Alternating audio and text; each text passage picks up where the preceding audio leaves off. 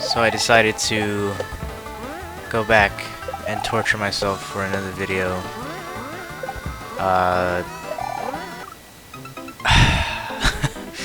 I gave myself a day break, slept on it, went to work, and I thought, okay, how can I beat this level? Nah, I'm just kidding.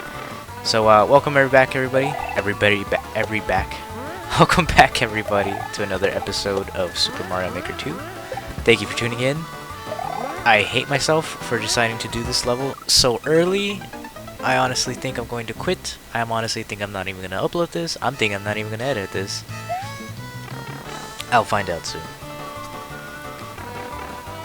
But I push record. I'm like, okay, I'm not gonna say anything. I just want to see how far I can get without even thinking about it. I hit the thwomp area like nothing, and now I can't hit it. As soon as I push the little red button that says record, I can't hit it. Why? Like, what I want to do is I'm gonna give myself 2 more chances. If I can't get to that thwomp area in 2 more chances, I'm just gonna go back to what I mentioned in the last episode and just go back and do previous levels that I've done that are pretty tough. Well, I wouldn't say pretty tough. It's just the learning curve, the muscle memory, the coordination. Okay, that's it. Screw it. Nope. Another time. Okay, cool. So let's go to course spot. So like I mentioned before, I am a sucker for 10-second runs. Oh, motorcycle just took off. And I guess we'll start with this one. I guess we'll go in order. I don't know. So make your way through these cannons to reach the end. 10-second speed run. Short and sweet. Sweet. Why did I say it like that? And I've done so many of these that I can't remember. Like, it's basically as if okay. It's basically going to be as if I played them for the first time, because I remember the first time I played any of these speedrun levels, I took a good time learning, like, okay, this is what I gotta do. See, I remember now that I have to jump as soon as I land. So that's why I like these. It's like, okay, like, you progressively learn. But in other levels, where it's like, you can't even... Oh, you have to... You try so many times, you die like 100 times, and then you barely learn one thing. That's where it's like, no. Come on. Ah, I jumped too early. Okay.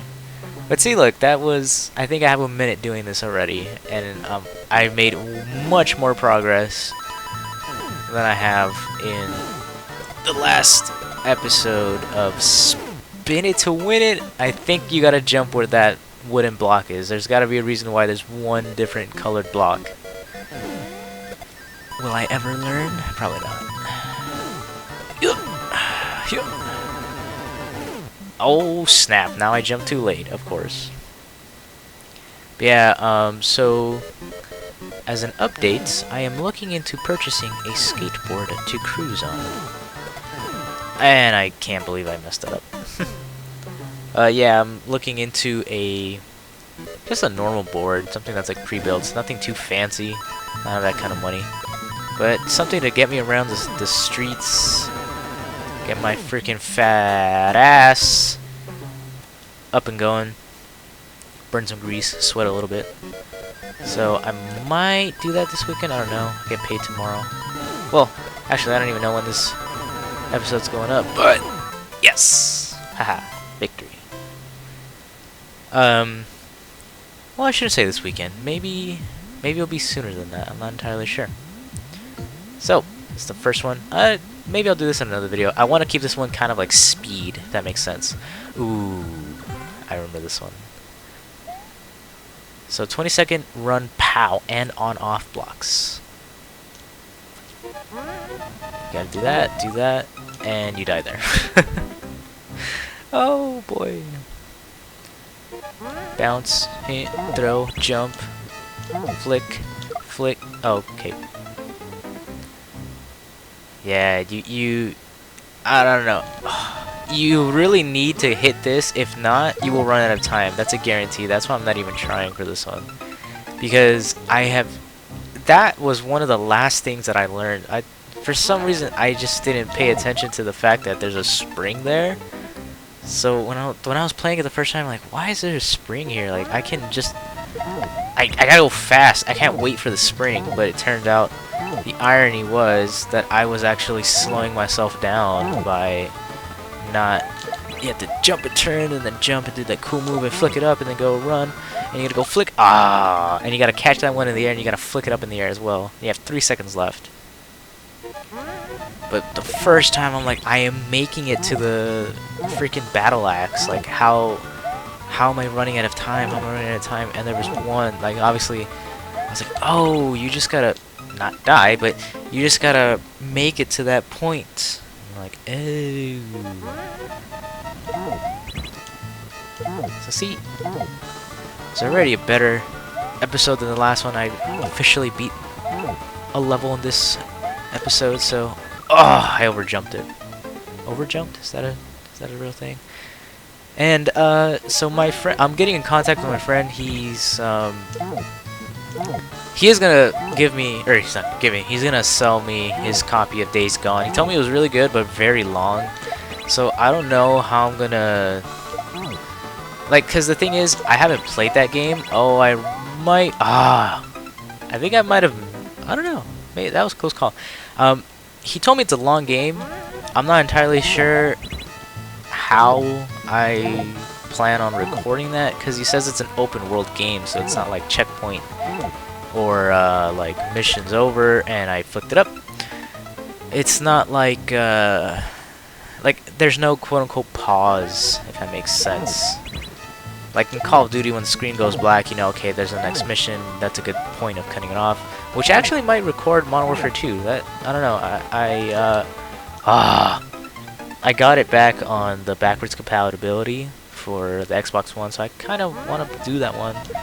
Modern Warfare series is one of my favorite Call of Duties. The first Call of Duty 4, Modern Warfare, was the very first rated M Call of Duty that I played, and I remember I played that game for years and years because growing up, I was always like the last one of my friends to, and I ran out of time. I was always one of the last one of my friends to try a video game. I remember, and I went the other way, so I'm gonna just kill myself. I remember being, that I can recall from my memory, I was like 4 or 5 playing on my PS2. PS2 was one of my first video game consoles, and I had Star Wars Battlefront and Star Wars Battlefront 2 for my PlayStation, and I died again. I think I'm taking too long in turning and throwing. Okay, I gotta die again. I'm taking too much when to turn and throw for the shell, so that's what's killing me. But yeah, so I had Star Wars Battlefront, Star Wars Battlefront 2 for PS2 for so long. I mean, I can't remember not playing those 2 games on the daily. Oh, I actually put it on like a helmet. That's nice. I can't remember not playing those games as a kid. Like, that was honestly the only games that existed. And back then, when Blockbuster was still around, I remember one day I walked in and Call of Duty Big Red 1 was announced. And I was like, ooh, what's... It was Call of Duty Big Red 1. I'm like, what is this, you know? And then, you know, I was like 5 or 6, so rated T, you gotta be, what, 12, 13 to play that game? And I was like, snap. And my dad was like, okay, just get it, whatever. He thought it was like a movie or something, so I got it, and now I was like, oh my gosh, this is not lasers, this is bullets, and like, holy crap, that's a person, that looks like me, and, you know, it's a freaking, like, oh, come on. It's like an 85-year-old soldier fighting, and I'm like, that's me, and all that stuff. So for the longest time, I played Call of Duty Big Red 1, Call of Duty 3, and what other, and like Crash Bandicoot and stuff, because the PS2 was able to play the PlayStation 1 games, so my sister's first console, and I would play Crash Bandicoot, and then, snap. So that was all of like, what, probably first through like, I want to say like 5th grade, to be honest, because then 6th grade came, middle school started, and that's when like I met like the new wave of friends. Because, you know, every school year and new school you go to, you make new friends, obviously. And I'm taking too long because the farther down the shell is, the longer you're taking. But everybody was like, yeah, you know, 360 came out and all that stuff. And I was like, what the hell is that? Like, what's an Xbox? Like, and all my friends were talking about it. Halo 3 was like the biggest game announced, and at the time I didn't have a 360, so I'm like, what is that? And they're like, it's like Star Wars but with blood. And I remember back then, anything with blood was like, oh man, you're the coolest if you play a game with blood. So I remember like, oh come on, like, you guys haven't bought me a console. Like I was telling my parents, you guys haven't bought me a console in like almost freaking 5 years. Like, come on, this will be a cool step up and all that. So they finally gave in, and one Christmas morning I wake up and I'm like, oh shit, I got a freaking 360, and boom, Halo 3 was the only game, right? I played Halo 3 for about 4 years, literally every day. It was either campaign or one-on-one like battles, because I didn't know Xbox Live existed, so that was like a whole nother thing, right? And then so Blockbuster was still around, and I go into Blockbuster and they had Call of Duty 4, and I was like, oh snap, 2, 3, 4, you know, using my fingers to count. I'm like, this is the next one I gotta play, because I have played 2 and 3. And I remember it was the first rated M Call of Duty that I played, and I was like, oh my god, this game rocks.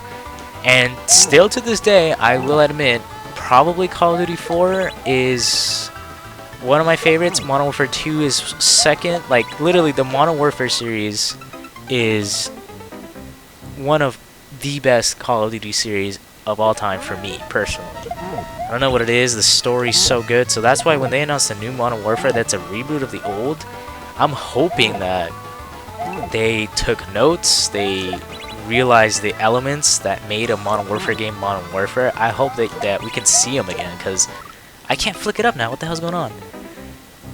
Because I really miss playing a good Call of Duty. I mean, I played World War II. That game was pretty good too. Like, that was good story driven. Obviously Black Ops 4 didn't have a story, but I'm super stoked for Modern Warfare. And I'm losing it. But it's really cool. Like, I don't know what it's probably like the $100 edition or whatever. But they have they basically got suits from the original Call of Duty 4 Modern Warfare series. It's like, what's it called? I know Warpig is like the USA, or the US Marines outfit. What's the ghillie suit, obviously, from that mission where you play as Price. And then you have is it called Crew Expendable? I don't know if that's what the suit is called, but it's the SAS suit that in the very first mission that you go on in Call of Duty 4. And they're operators, so I wonder if they're... I mean, I haven't really looked too much into Modern Warfare because I wanted to be like a blow your mind experience, like first time. I'm avoiding everything of information that I can for that game. Damn. I'm avoiding as much as I can when it comes to that game, so they said Operator Edition though, and the last time I heard Operator in Call of Duty, it was Black Ops 4. So is it gonna be like Specialist class again, kind of thing? Like, I don't know, but they mentioned that the Operator Edition brings the ghillie suit, the SAS, and the US Marines. So I'm interested in how this how the Modern Warfare multiplayer is gonna compare to previous Call of Duty games. I wonder if it's gonna touch on like, oh snap, like it feels like in the old Call of Duty, you know? I can't do this level, man. What's going on? I did one that was 10 seconds. I'm trying to do one that's double the time, and look, I have 16 minutes recording. What's going on here? Well, I did start with spin it to win it, and I just gave up immediately because I was like, nope, I want to freaking play a level. I just don't want to record myself dying. And ironically, look what I'm doing. Oh my. Patience, patience, patience. Heal. Come on, heal. But yeah.